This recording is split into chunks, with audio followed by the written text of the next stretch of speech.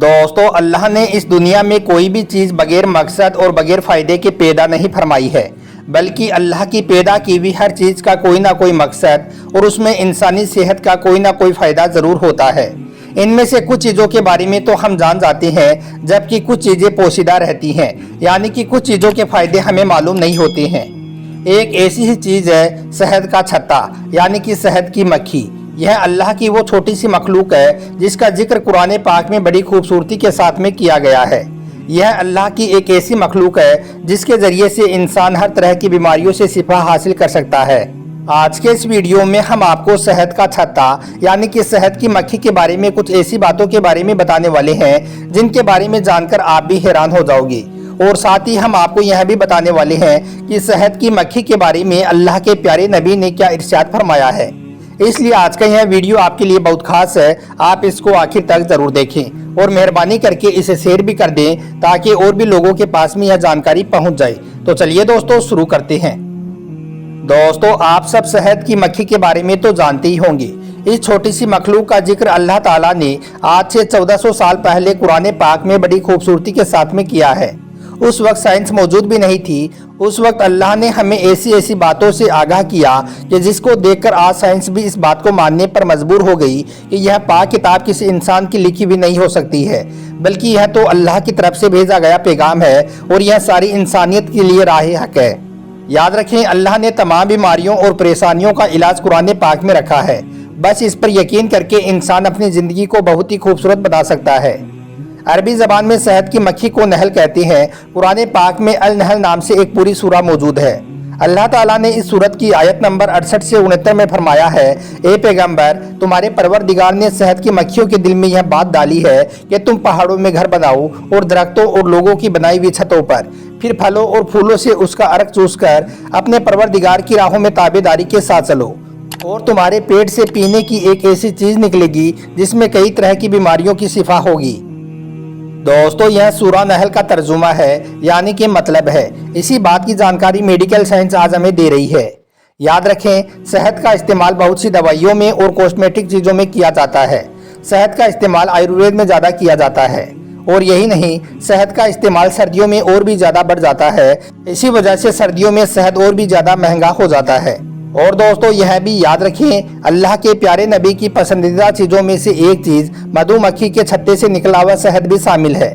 आप सल्लल्लाहु अलैहि वसल्लम ने इरशाद फरमाया है कि अल्लाह ने इस शहद में बहुत शिफा रखी है। शहद इंसान को कई तरह की बीमारियों में शिफा देता है। आइए अब आपको अल्लाह के प्यारे नबी और शहद की मक्खी का एक ऐसा खूबसूरत वाक़या बताते हैं जिसको सुनकर आप सभी का दिल खुश हो जाएगा। इसलिए अगर आपने अभी तक इस वीडियो को लाइक नहीं किया है तो पहले आप इसे दिल से एक लाइक ज़रूर कर दें। दोस्तों, एक मर्तबा अल्लाह के प्यारे नबी अपने बहुत से सहाबाए किराम के साथ किसी सफ़र पर जा रहे थे। रास्ते में आपको भूख लगी, इसलिए आपने अपने साथियों से फरमाया कि चलो दस्तरखान बिछाओ, खाना खाते हैं। सहाबाए किराम कहते हैं कि हमने वहीं पर दस्तरखान लगा दिया और जो कुछ भी हम सब अपने अपने साथ लाए थे उनको दस्तरखान पर रख दिया। उसके बाद हज़रत अली अल्लाह के प्यारे नबी के पास गई और अर्ज़ करने लगे, हुजूर, हम सब लोग तो सिर्फ रोटी ही लाए हैं, कोई भी सालन नहीं लाया है। हम आपको बता दें कि उस वक्त अल्लाह के नबी के साथ लोग बहुत ज़्यादा थे, मगर सब लोगों के साथ में सिर्फ रोटी ही थी, यानी कि किसी के भी साथ में सालन नहीं था। इसलिए पूरे दस्तरखान पर सिर्फ रोटियां ही रोटियां रखी हुई थी। तभी एक शहद की मक्खी अल्लाह के प्यारे नबी के सामने आकर बैठ गई और बोलने लगी। आप सल्लल्लाहु अलैहि वसल्लम शहद की मक्खी की बात को समझ गई, इसलिए फिर आपने अपने पास हज़रत अली को बुलाया और फरमाने लगे, ए अली, हमारी सालन का बंदोबस्त हो गया है। ऐसा करो, तुम एक बर्तन लेकर इस शहद की मक्खी के साथ उस दरख्त के पीछे चले जाओ। यह सुनकर हजरत अली हाथ में बर्तन लेकर जैसे ही जाने लगे, तभी अल्लाह के प्यारे नबी ने फरमाया, ए अली, अपने साथ में कुछ और लोगों को भी ले जाओ और अपने साथ में बर्तन भी ज़्यादा ले जाओ। हजरत अली ने फिर ऐसा ही किया, अपने साथ में कुछ और लोगों को लिया और बहुत से बर्तन लेकर वहां पर पहुंच गए। वो सारे बर्तन मधुमक्खियों ने शहद से भर दिए। फिर आप शहद से भरे हुए वो बर्तन लेकर वापस आए और दस्तरखान पर रख दिया। फिर सबने मिलकर पेट भरकर खाना खाया। अब वो रोटियां सारी खत्म हो गई थी, लेकिन वो शहद वैसे ही बचा रहा। फिर सबने अपने अपने बर्तनों में वो शहद डाला और वहां से चलने की तैयारी करने लगी। उसी वक्त वो शहद की मक्खी फिर से अल्लाह के प्यारे नबी के सामने आकर बैठ गई और आपसे कुछ बोलने लगी। यह देखकर हजरत अली ने फरमाया, या रसूल अल्लाह, अभी थोड़ी देर पहले ही तो हम शहद लेकर आए थे, अब यह शहद की मक्खी फिर से आपको क्या कर रही है? क्या यह फिर से आपको शहद देने के लिए आई है? तो यह सुनकर अल्लाह के प्यारे नबी ने फरमाया, ए अली नहीं, इसे अभी मैंने बुलाया है, अब यह मेरे बुलाने पर यहाँ आई है। फिर आप सल्लल्लाहु अलैहि वसल्लम ने उस शहद की मक्खी से पूछा, ए मक्खी, तुम्हारा वजन कितना है और तुम यह शहद कैसे इकट्ठा करती हो? तो इस पर वो शहद की मक्खी बोलने लगी, या रसूल अल्लाह, हम हर रोज फूलों का रस चूसती हैं जो कि बहुत ही ज्यादा कड़वा होता है, और यही नहीं, इस दौरान हमें रास्ते में कांटे भी लग जाते हैं, फिर हम उन कांटों का रस भी चूस लेती हैं, वो भी बहुत कड़वा होता है, फिर हम उसको इकट्ठा कर करके यह शहद बनाती हैं। यह सुनकर अल्लाह के प्यारे नबी ने फरमाया, ए मक्खी, तुम अगर यह कड़वा रस इकट्ठा करती हो तो फिर यह इतना ज्यादा मीठा कैसे हो जाता है? तो यह सुनकर वो शहद की मक्खी कहने लगी, या रसूल अल्लाह, हम बस फिर आपके ऊपर दरूद पाक पढ़ लेती हैं और फिर हमारा यह कड़वा रस मीठे शहद में तब्दील हो जाता है, जो कि लोगों की भूख, प्यास और बीमारियों की शिफा में फिर बहुत काम आता है।